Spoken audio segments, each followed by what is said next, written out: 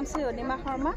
আমি আজি ফুলগুৰি আঞ্চলিক বিহু আঞ্চলিক স্থায়ী কমিটিৰ উদ্যোগত আৰু উদযাপন সমিতিৰ সহযোগত যোৱা 17 মাৰ্চৰ পৰা 31 মাৰ্চ পৰ্যন্ত 15 দিনীয়াকৈ কৰ্মশালা আমি অনুষ্ঠিত কৰিছোঁ। আৰু কৰ্মশালাৰ আমি ফুলগুৰিকে ধৰি ফুলগুৰিৰ বিভিন্ন অনুষ্ঠানৰ পৰা বিভিন্ন অঞ্চলৰ পৰা জাকৰুৱা, আপোনাৰ কটহগুৰি, জামুগুৰি, নিজ ডিমৌ, মৰিগাঁও এনেকৈ ধৰি ৰধলা, গোসাইমৰিকে আদি পৰ্যন্ত 6-7খন গাঁৱৰ পৰা আহি দক্ষিণ পেটবহা, উত্তৰ পেটবহা, দক্ষিণ মহগড় আদিকে সামৰি এই অঞ্চলৰ বিভিন্ন অঞ্চলৰ পৰা ইতিমধ্যে শিশুসকল আহি আমাৰ মাজত এই কৰ্মশালাত অনুষ্ঠিত ভাগ লৈছেহি। তেওঁলোকে আমাৰ 110ৰো অধিক ছাত্ৰ ছাত্ৰীয়ে ঢোল শিকা বা নাচনীসহ আমাৰ 110ৰো অধিক ছাত্ৰ ছাত্ৰী ইতিমধ্যে হৈছে।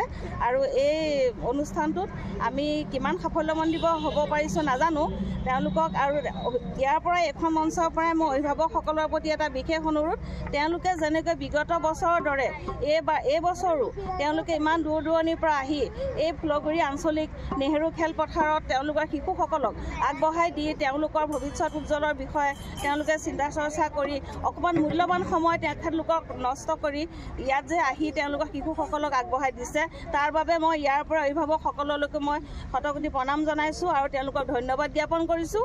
আৰু লগতে অহা 31 মাৰ্চত আমি সামৰণি অনুষ্ঠানটো ইয়াতে অকণমান বহলভাৱে পাতিম বুলি পেলাই ভাবিছোঁ। প্ৰশিক্ষণ দিছে আমাৰ জাগিৰোডৰ পৰা আমি তেখেতক প্ৰশিক্ষক বাইদেউ আনিছোঁ, মালা ডেকা বাইদেউ, আৰু লগতে আমাৰ ছাৰ ৰহাৰ প্ৰসেনজিৎ কোঁৱৰ দাদা, তেখেতো আহি আমাৰ মাজত আজি 13-11 দিনে আজি কষ্ট কৰি আছে। তেখেতলোকলৈ আমাক অশেষ ধন্যবাদ। তেওঁলোকে আজি অত কষ্টেৰে জাগিৰোড বা ৰহাৰ পৰা আহি আমাৰ ফিল্ডত এইখিনি কণ শিশুহঁতক আজি 4 বছৰে তেওঁলোকে প্ৰশিক্ষণ দি আছে আৰু তেওঁলোকলৈ ধন্যবাদ। ভালেই অনুভৱ হৈছে। আজি 4-5 বছৰে মই ইয়াত কৰ্মশালা কৰি আছোঁ। যিসকল পৰীক্ষাৰ্থী আহিছে সহায় মনোযোগ দিয়ে শিকিছে। প্ৰতি বছৰে হয়তো কোনো এজনী ভাল নাচনীও হৈছে আৰু বহু দলত গৈ নাচিবলৈ সুবিধাও পাইছে। বিশ্ব ৰেকৰ্ডৰ অনুষ্ঠানতো ভাগ ল'বলৈ সুবিধা পাইছে। সেয়েহে মই ভাবোঁ ফুলগুৰি আঞ্চলিক ৰঙালী বিহু উদযাপন সমিতিয়ে যিখিনি পদক্ষেপ হাতত লৈছে, আজি ইমান বছৰৰ পৰা লৈ আছে আৰু ভৱিষ্যতেও ল'ব বুলি ভাবিছোঁ। অসমৰ সংস্কৃতিটো জীয়াই ৰখাত তেখেতলোকলে মহান বৰঙণি যোগাইছে। আৰু সৃষ্টি থাকিলেহে কৃষ্টি জীয়াই থাকিব, এইটোহে আচল কথা। যদি সৃষ্টি নহয়, কৃষ্টি ধ্বংসই হৈ যাব। গতিকে ভৱিষ্যতটো জীয়াই ৰাখিবলৈ হ'লে সৃষ্টিৰ বিশেষ প্ৰয়োজন আছে। আৰু ইমানকে কৈ মই আপোনালোকলৈ ধন্যবাদ যাচি ইয়াত শিকাব পাই প্ৰশিক্ষণটো পাই মই দিব পাই ভালে পাইছোঁ, বহুত ভাল লাগিছে। ফুলগুৰিবাসীৰ যিখিনি কমিটি, যিখিনি বিহু উদযাপন সমিতিৰ গোটেইখিনি সদস্যাই ইমানখিনি কষ্ট কৰি পেলাই আয়োজন কৰিছে, প্ৰগ্ৰামটো আয়োজন কৰিছে।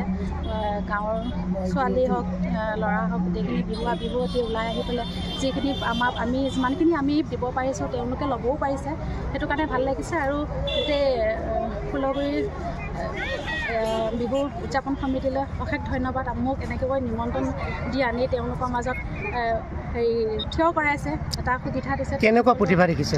বহুত ভাল প্ৰতিভা, বহুত ভাল। যিমানখিনি কম দিনৰ ভিতৰত তেওঁলোক বহুতখিনি বিহুৱতীখিনিয়ে ভাল ল'ব পাৰিছে, ভালকৈ শিকিছে। তেওঁলোকে বহুতখিনি আয়ত্ব কৰিব পাৰিছে। বিহু নাম হওক, বিহু নাচ হওক, যোজনাৰ পৰা আদি কৰি ভংগীমা গোটেইখিনি তেওঁলোকে ধুনীয়াকৈ ল'ব পাৰিছে। সেইটো কাৰণে আমি বেছি সুখী হৈছোঁ। একচুৱেলি ভাল লাগিছে ইয়াত আহি এনেকৈ আমি থাকিব পাৰি, শিকাব পাৰি। অসমীয়া কলা সংস্কৃতি জীয়াই ৰাখিছে। আৰু আগলৈও আমাৰ ফুলগুৰি বিহু আঞ্চলিক কমিটি, উদযাপন কমিটিয়ে এনেকৈ এটা ভাল পদক্ষেপ লওক, সেইটো কাৰণে আমি আশা কৰোঁ। আৰু ভালকৈ তেওঁলোকে উদযাপনটো চলাই নিয়ক আগলৈও।